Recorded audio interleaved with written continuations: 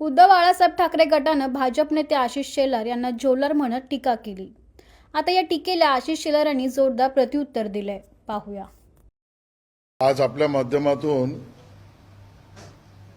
खऱ्या अर्थाने गणेश भक्तांना जो दिलासा मिळाला त्याबद्दल माननीय मुख्यमंत्री देवेंद्रजी, माननीय मुंबई उच्च न्यायालय, गणेशोत्सव मंडळाचे सर्व कार्यकर्ते, समन्वय समिती, महासंघ, उत्सव समिती, मूर्तिकार संघटना या सगळ्यांचं अभिनंदन आणि धन्यवाद करण्यासाठी मी आपल्या सगळ्यांना बोलवलंय।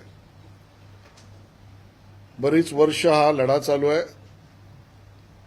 ज्यामध्ये वारंवार राज्यातील आणि विशेषतः मुंबईतील सार्वजनिक गणेशोत्सव याला कुठेतरी मर्यादा, रोख आणि हळूहळू बंदी व्हावी आणि यावी अशा भावनेने काही लोक काम करत आहेत। मग कधी मूर्ती कशाची बनवली पाहिजे, मग मूर्तीला रंग काय दिला पाहिजे, दावे मूर्तीचं विसर्जन कसं केलं पाहिजे, मूर्ती पर्यावरणाला घातक कशा आहेत, सणासुदीत वापरले जाणारं निर्माल्य या विषयावर आक्षेप, रोषणाईला आणि सजावटीला करण्यात जाणाऱ्या गोष्टी याची अयोग्यता, या सगळ्या मांडणी सातत्याने चालू आहेत। आणि या सगळ्या मांडणीच्या आधारावर न्यायालयात दावे। ही मंडळी कोण आहेत जी गणपती मूर्त्या बनवणं, डिस्प्ले करणं, विकणं, सजावट करणं, साजरा करणं, विसर्जन करणं यावर काही ना काही कारणाने मर्यादा आणि हळूहळू बंदी आणू पाहतायत। ही मंडळी कोण आहेत याबद्दल सजग राहिलं पाहिजे। आमचं सौभाग्य आहे भारतीय जनता पार्टी म्हणून आणि मी स्वतः 2013 पासून या सगळ्या विषयावर लढा देतोय सर्व गणेश भक्तांबरोबर। काल न्यायालयाचा नवीन आदेश आला आणि 24 जुलै 2025 चे निर्देश पुन्हा एकदा चालू ठेवण्याबाबतीतला निर्णय दिला। याचा अर्थ जे विघ्न आणू पाहत होते ते विघ्न दूर झालंय। उत्साहामध्ये पर्यावरणाला पूरक सुद्धा असा सण साजरा करण्याचा जो निर्णय राज्य सरकारने केला होता त्याला आता मान्यता मिळाली आहे। आणि मग ही जी सगळी मंडळी आहेत ना, जी याला एका अर्थाने बंदीच्या दिशेने नेण्याचा प्रयत्न करतायत, त्यांनाच आम्ही दिमागी नक्षली असं म्हणतो। या दिमागी नक्षल्यांचे कारनामे गणपती तर आहेत, 2013 पासून मी स्वतः लढतोय, तो गोविंदासाठी सुद्धा आहे, दहिकाला उत्सवासाठी सुद्धा आहे। नागरिकांनी समजून घेतलं पाहिजे दिमागी नक्षली कोण आहेत। न्यायालयात त्यांचे दावे आहेत, ते कुंभमेळ्याच्या विरोधात सुद्धा आहेत आणि नागपंचमीला नागाची पूजा थांबवण्यापर्यंतचे पण आहेत। आणि या दिमागी नक्षलींच्या विरोधात उघड बंड भारतीय जनता पक्षाने घेतलंय। सवाल आदित्य ठाकरे यांना आहे।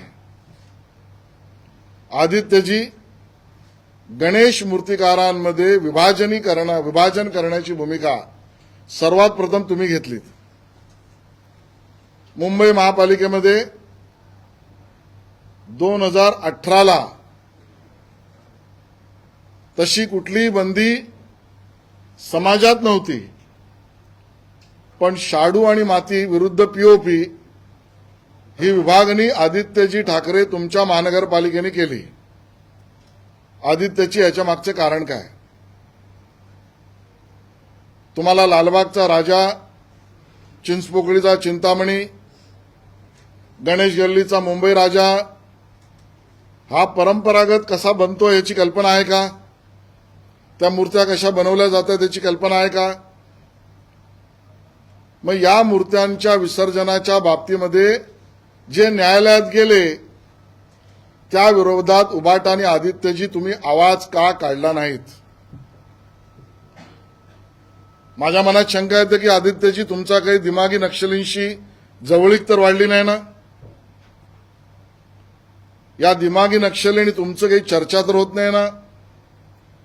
आदित्यजी तुम्ही या मुंबईतला गणेशोत्सव परंपरागत, पर्यावरणपूरक सुद्धा आणि परंपरागत सुद्धा, याला कुठेतरी गतिरोध निर्माण करणाऱ्या दिमागी नक्षलीशी तुमचं साटलोटं तर नाही ना? उत्तर त्यांनी द्यावं. आणि मी काय विचारतोय, कारण त्यावेळेला उद्धवजी मुख्यमंत्री होते, करोनाचं कारण होतं, करोनात काळजी घेतली पाहिजे होती, पण त्याच करोनाच्या काळामध्ये अन्य गणेशोत्सव मंडळांनी सर्व मर्यादा पाळून गर्दीवरच्या सुद्धा गणेशोत्सव साजरा केला होता.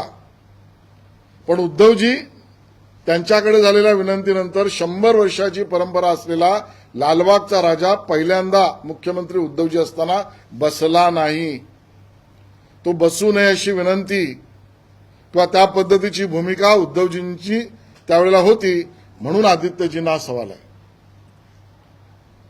न्यायालयातनं आदेश मिळालेत, लढाई आमचे गणेशोत्सव समन्वय समितीने महासंघ आणि गणपती मंडळाचे कार्यकर्ते लढतायत, आम्ही त्यांना मदत करतोय. धन्यवाद मुख्यमंत्री देवेंद्रजींचे, कारण त्यांनी याच्या पूरक भूमिका धोरण म्हणून न्यायालयासमोर मांडली. आणि त्यामुळे मुंबईकरांनो सावधान, या दिमागी नक्षली आणि दिमागी नक्षली सहकार्याच्या भूमिका घेणाऱ्या लोकांपासून सावधान, एवढंच मला या वार्ताहर परिषदेतून सांगायचं आहे.